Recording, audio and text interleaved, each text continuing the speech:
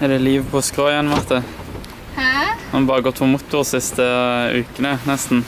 Og på tide å få litt sølving. Ja. Da fikk vi omtrent en halvtime med vind, før det selvfølgelig dabba av igjen. Det er jo typisk USA, i alle fall etter vår erfaring. Så er det litt vind, så er det litt vindstille, så er det litt motvind, og så, ja, forhåpentligvis får vi jo litt vind i dag, men det ser ikke så veldig lovende ut. Så da spørs det om vi bare må på med stålhesten igjen, som betyr motor. Litt kjedelig, men sånn er det nå.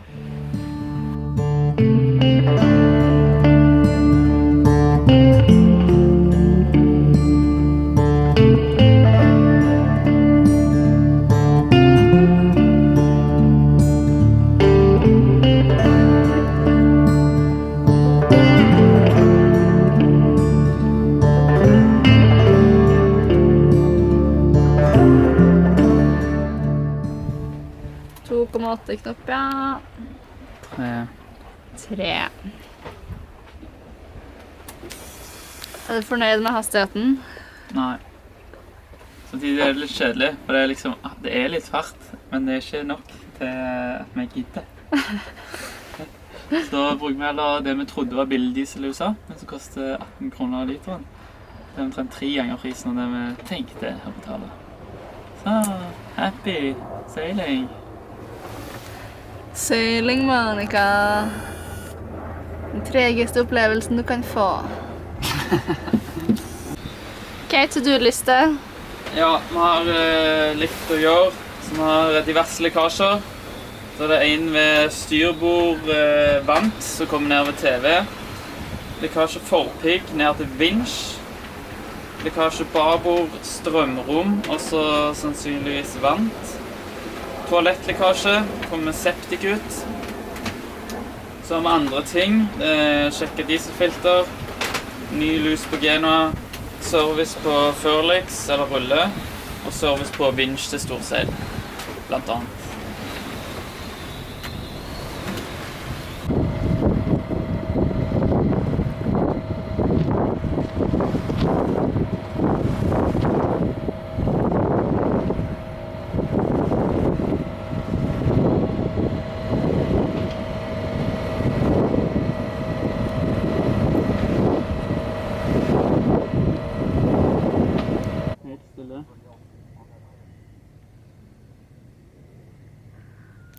Jeg har fått en del slitasjer på cockpit-teltet vårt, eller sprayhooden med det. Så jeg tenkte jeg skulle ta en liten runde med symaskinen i dag. Det er bra.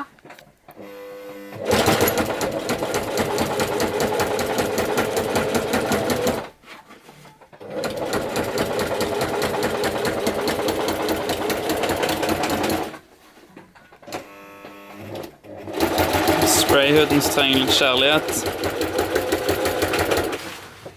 Da var det syprosjekt nummer 3 i dag. Veldig bra. Veldig bra. God som ny. Sånn. Ferdig pusset. Og ferdig avfittet. Så da gjenstår det bare å male.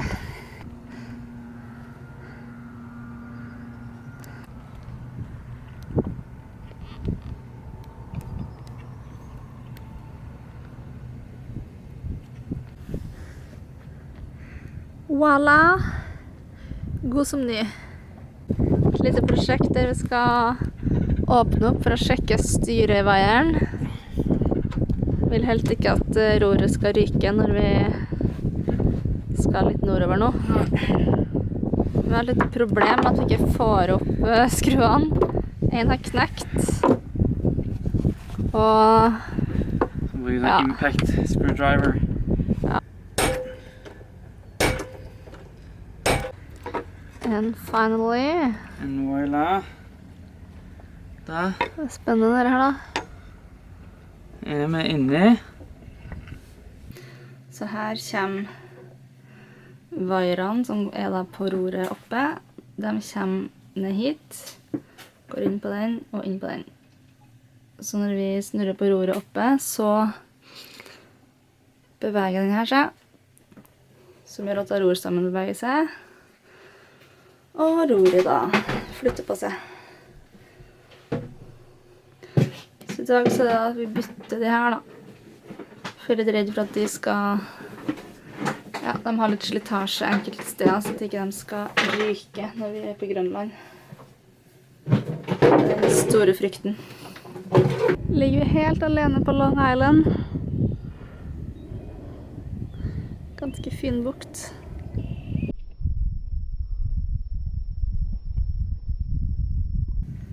Hva er dette for noe?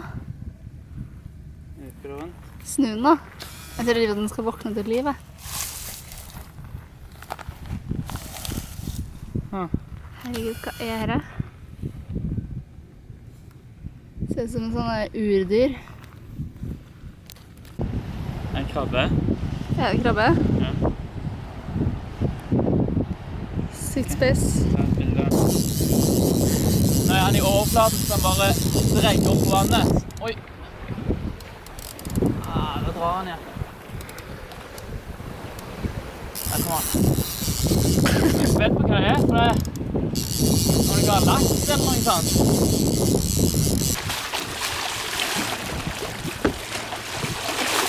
Hva er her da?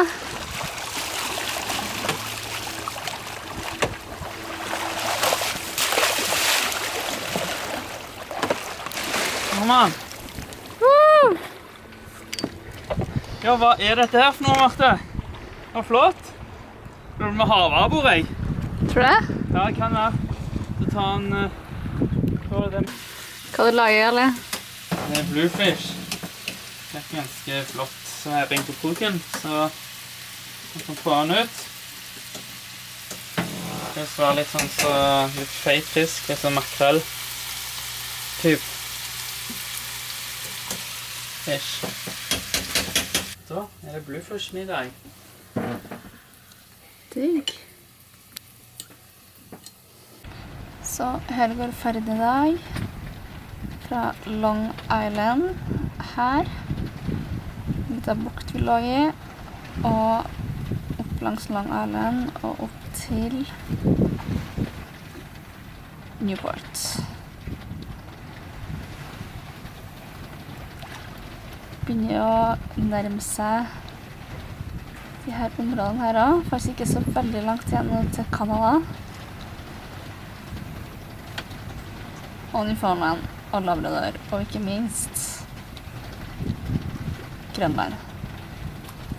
Kan mørkets fyrste forklare litt om hvordan nattens seilas går? Det var veldig bra. 0 bølger, med strøm, 5 gjennom vann, 6 over land. Så nå har det strålende. Budsjett av Long Island. Skal gjennom det race snart. Vi har 4 knopstrømmer, heldigvis rett vei. Jeg har hatt litt styr med Gennica i dag, som er gammel og litt småspjæret, som har hatt den opp og ned 3 ganger. Karl Martsen-tur har vært. Jeg har nettopp laget litt havregrøt. Nå skal Marte over fra 10 til 1. Sant? 10, eller 2. 2. 10 til 2. Nei, 10 til 1. Men 3 timer må ha om gangen. Ja, 10 til 1. Ok, da sier det legge seg med andre ord. 10 til legge seg. 0 bølger. Sykt deilig. Over 3 timer, altså. I dag er det 26. mai, og det er midnatt. Så jeg har hatt nattevakt i 2 timer, og skal sitte 1 time til. Vi seiler fra Long Island og over til Newport i USA. Skikkelig sånn champagneseiling her, med 2 knop med strøm og helt blikkstille sjø. Så ja, det er deilig. Slipp krenging, slipp urolig rolige bølger bare glir fremover. Så nå, ja, har vi 8 knop faktisk på GPS. Så det nice. Så det ser ut som vi skal få strøm faktisk hele veien opp til Newport, som ikke så verst. Tester med den nye Uggs med innlagt varmekabel, som fungerer sjukt bra. Så da slipper jeg å fryse på fotene. Så det nice. Nå seiler vi helt sykt fort. 5,8 gjennom vann, men vi har jo 9,5 knop på GPS. Det helt sjukt. Så da har vi, ja, godt over 3 knop med strøm. Det for at vi passerer et område her som heter for The Race. Og her presses da altså ganske mye vann gjennom et litt smalt sund med grunt vann. Og det gjør at det blir mye strøm. Og det også en del tidevann her da. Så det ja. Heldigvis har vi det med oss. Og ikke mot oss. Herregud, 10 knop nå.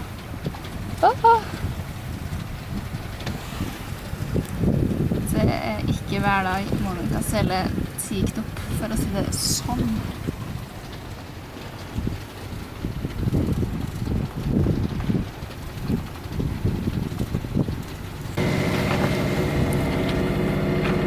Det er inngangen til Newport i USA.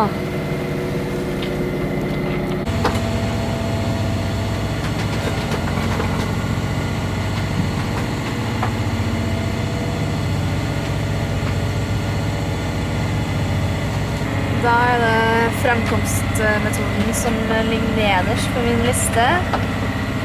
Og det er masse rulling, ikke noe vill.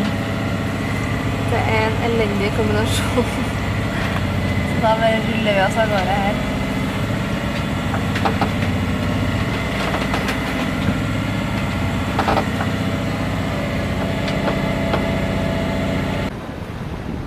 Innseiling til Newport.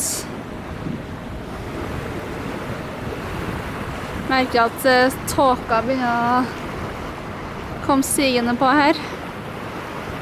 Så nesten ikke byggene her i sted, men nå virker det som det lettet litt i alle fall.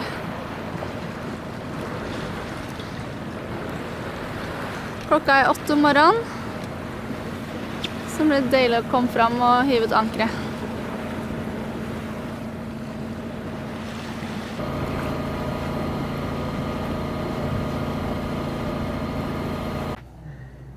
Veldig deilig skoddeutsikt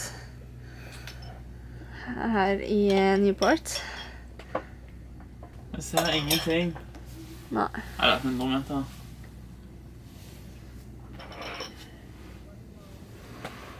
Så da har vi bra inne. Fredagskveld, fredagstaco.